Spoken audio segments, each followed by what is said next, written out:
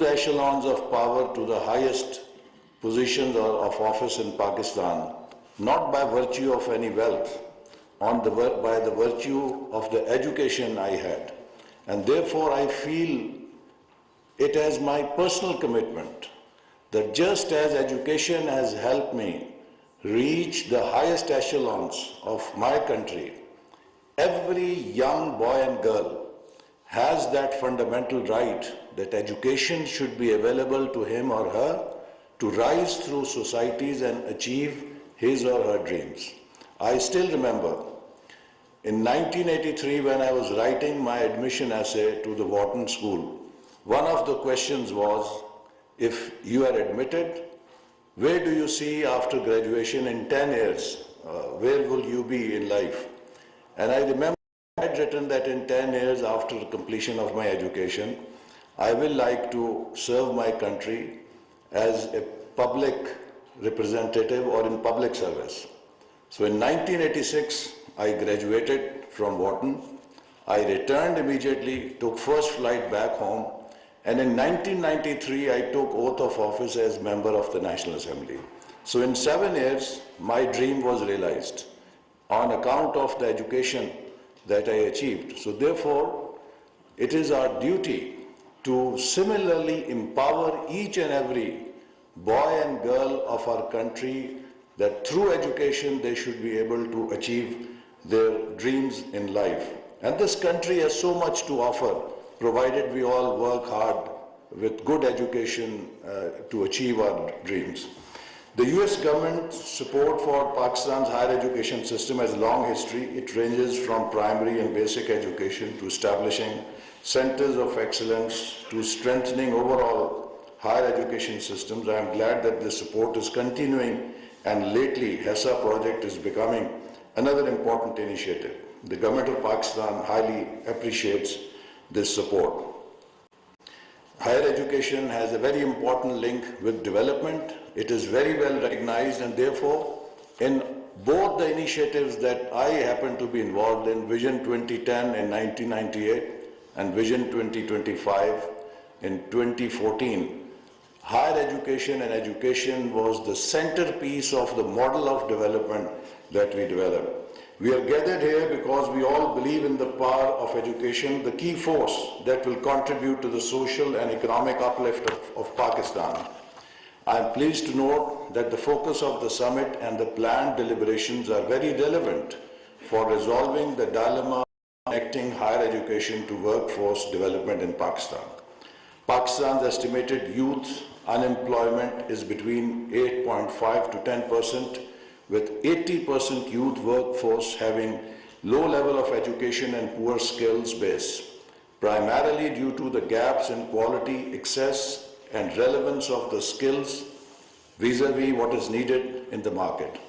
Therefore, we have now developed a 7-point framework of excellence in higher education, which we hope Higher Education Commission will introduce next year to carry out a performance audit of each and every university of Pakistan. And the 7 pillars of this framework are: 1, academic excellence; 2, research and innovation; 3, industry-academia linkage. How much is that education relevant with the marketplace? 4th, what is the community engagement of that university? University isn't just supposed to be an ivory tower with all the professors and students having cream of the society there and no relevance with the outside society. Universities should also be a place of engagement with community and have their social contribution. 5, what is the technology capability of the university? How well is university placed for technology enablement of the students as well as its own function? Because for 300 years, the model of higher education did not change much because there was no technology in it. But now, because of this technology that has redefined our society and redefined the whole paradigm of education, particularly after COVID as well. So it is very important that universities are very strongly prepared for this, embracing the technology challenge. Then, how good is the corporate governance of a university? Because university is not just about teaching, it also is an organization, and it must be a high-performance organization. So how well is university managed to be a high-performance organization, and that depends how well it internally manages its systems. And then finally, what is the quality of the product? What kind of product is that university producing?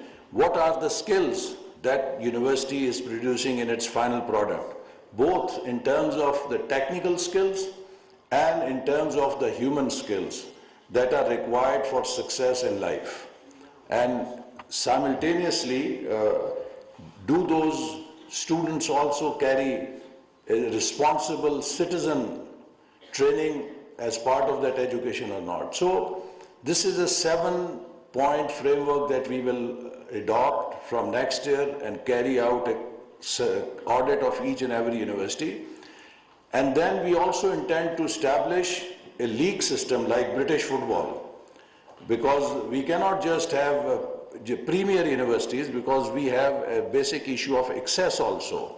There are remote areas, underdeveloped areas. Not every poor child can come to big cities and have education. So there will be a national league of universities whose basic job will be to provide access to each and every young boy and girl to realize his or her dream of higher education, at least basic higher education. And then there will be a Premier League, which will be the best and the most well-performing universities who will be then nurtured to join the Global League of Good Universities. They should qualify to become one of the top 200 universities in the world. So that is our vision of higher education, and we are committed to realizing it.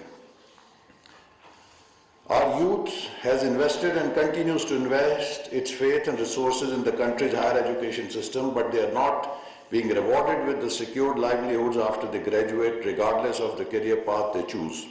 Youth in Pakistan are not only concerned about their education future, but also about their livelihoods, their mental health and well-being. That is why our ministry has already developed mental health psychosocial support handbook. Therefore, mainstreaming this group and its energy into socio-economic development process will be critical to the overall socio-economic development of Pakistan. The access to higher education is one of the keys to growth and development. Our government is committed to provide access to education to underprivileged segments of our society. Through higher education, they can bring them to mainstream, and that is only possible by providing equitable access to education, as I said. And we are committed to do so. Not only education, our government recently announced youth development program, under which our government will provide 20,000 paid internships to our young graduates. We also are launching a 5,000 scholarships for students from backward areas of Pakistan to give them access to quality education. Higher education institutions have a key role to play in developing capacities and skills of graduating students so that they can successfully respond to the demands posted by the rapidly changing labor market and industry needs, innovation and technological advancement. While the reskilling and restructuring of our workforce are imperative at this point, an important first step in this direction will be to have a good assessment of skills needed to support the future growth patterns. The government of Pakistan welcomes this opportunity as it is very much aligned with the ongoing policy-making process.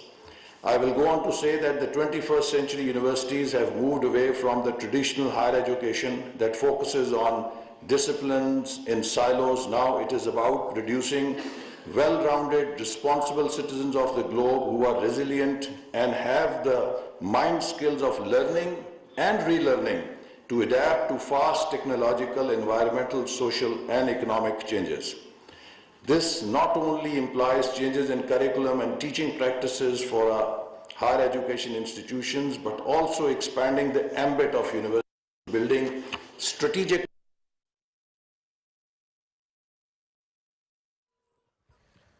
वफाकी वज़ीर बराए मनसूबाबंदी व तरक्की अहसन इकबाल तकरीब से खिताब कर रहे थे। वापस आते हैं अपने मौजू की तरफ। हम इससे पहले बात कर रहे थे इकबाल की फ़िक्री सोच से मुताल्लिक और किस तरह से दीगर अक़वाम ख़ित्ते के दीगर ममालिक उनसे इस्तिफ़ादा हासिल करें। प्रोग्राम में हमारे साथ मौजूद हैं डॉक्टर अब्दुर्रऊफ़ रफ़ीकी साहब। डॉक्टर साहब दोबारा उस तरफ आएंगे, इसी मौजू की तरफ अपनी बात भी मुकम्मल कीजिएगा। ब्रेक पर जाने से पहले जिस तरह आप गुफ्तगू फरमा रहे थे कि कैसे दीगर अक़वाम उससे फ़ायदा उठा रही हैं और पाकिस्तान में उस तरह से फ़ायदा नहीं उठाएगा, जो कि दुख की और ताज्जुब की बात भी है।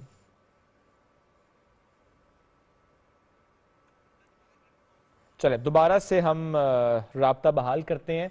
हम बात कर रहे हैं जिस तरह अल्लामा इकबाल तो कहा गया, लेकिन मगरिब तक उनको